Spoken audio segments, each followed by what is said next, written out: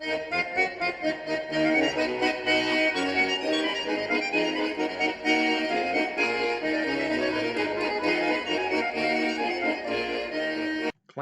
and caste.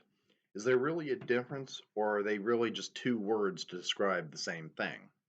We, as Marxists, often tend to use the word class when describing those in more privileged positions or socioeconomic power, often ignorant to the factors and causations of a lot of the problems they either face or that they criticize. Our friends in the Demarcus community consider caste and class to be the same thing, and I can kind of understand where they're coming from. But what exactly is class and caste? The Oxford Dictionary defines class as being the system of ordering a society in which people are divided into sets based on perceived socio-economic status. Another definition given by Oxford is a set or category of things having some property or attribute in common and differentiated from others by kind, type, or quality. In short, class is a societal system in which people are divided in subsets based on their socioeconomic status, which is largely based on the wealth, assets, and property that they own. This tracks as the social norms of the lumpen working class is going to be significantly different than that of the ruling upper class. Even further, the middle class, which is obviously in the middle, is sort of a misnomer, as the terms of lumpen and labor aristocrats, petty bourgeoisie, and lumpen bourgeoisie better describe the material conditions of each section of society to a much more specific degree. Whereas the general bourgeois aristocracy, the upper class rulers of society under capitalism, is more accurate to describe them, their social norms, in relation to their material conditions and economic status. The general echelon of the bourgeoisie and even members of the lumpen and even petty bourgeoisie can own property or may hold some form of power, wealth, and assets. Though obviously due to their socioeconomic differences, these vary widely. A bourgeois aristocrat, for example, will be able to afford far more property, hold more assets, control a lot more of the wealth, and will typically tend to have a lot more power than their counterparts in the lumpen proletariat, labor aristocrat, or petty and lumpen bourgeois classes. The societal differences are evident as well, given that those in the upper bourgeoisie are justifiably stereotyped as being much more posh and carry a sense of more well-mannered, more civilized, and more advanced society than those of us in the proletariat, who are considered to be the unruly, uncivilized vagrants and criminals. We are often seen as the dirty, unemployed, or impoverished working class. Much of these factors aren't just solely stemmed at the class itself, but also based in the generally racist bourgeois mindset. Typically, those that benefit the most from capitalism and from the bourgeoisie who are largely in the bourgeois class themselves are cisgender, heteronormative, white Anglo-Saxon Protestants, whereas the ones largely in the impoverished lower classes tend to be people of color, the queer community, and transgender people. People seen as unholy, unclean, or otherwise not conducive to the more civilized society of the white aristocrats, bourgeoisie. I speak not only from a scholarly perspective on this, but also from an observational perspective and someone who's lived it. My ex-wife's family were of the petty lumpen bourgeoisie themselves. My wife's father worked as a safety and quality manager for California OSHA, or the Organization for Safety, Health, and made a six-figure salary.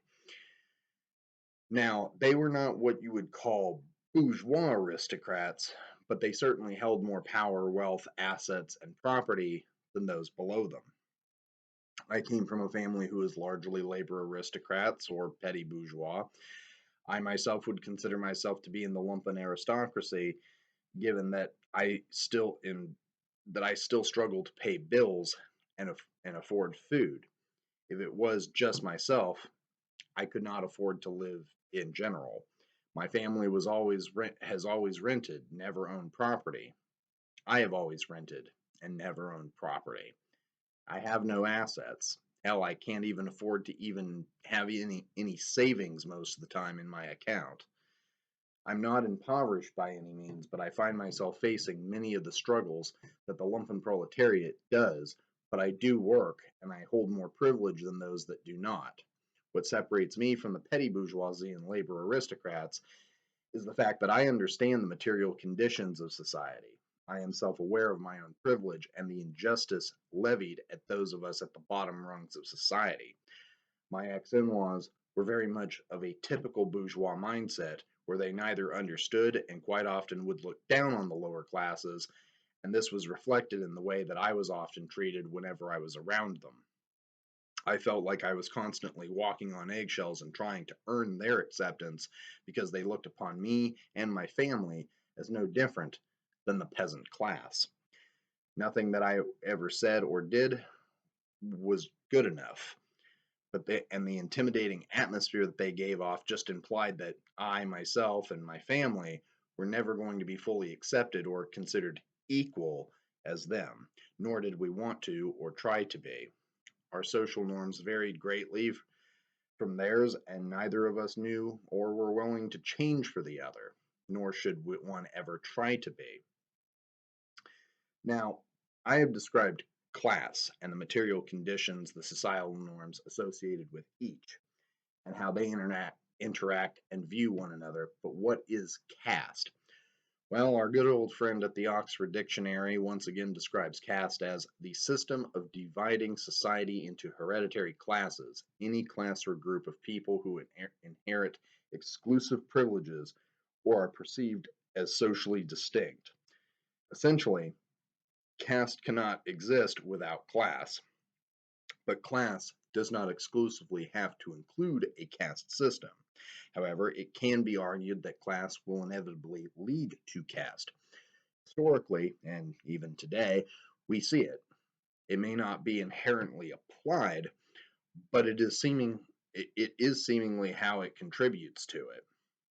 While there are some factors that can lead to one being born in one class and rising and falling to another, typically for many of us, we are born into a certain class and will largely remain in that class, rarely rising but easily falling if we make mistakes or go against the established rules of the capitalist society.